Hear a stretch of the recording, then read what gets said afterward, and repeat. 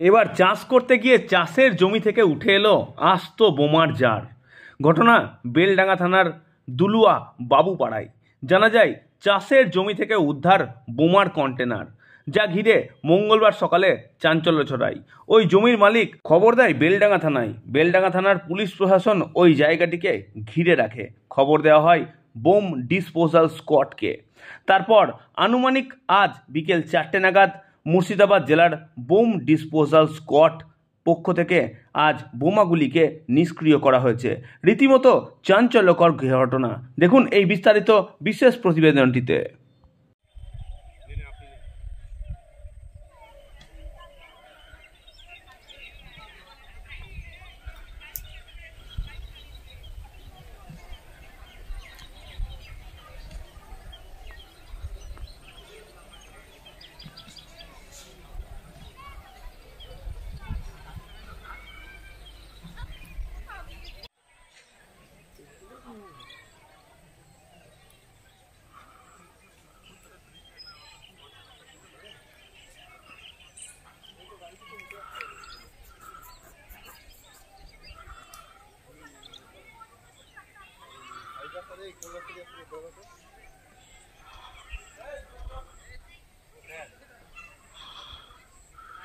ওই ট্রান্সফরমারটা নেই স্যার, ওই ট্রান্সফরমার ওইখান থেকে ওই সোজা ওই রাস্তা যদি চলে আসছেন একটু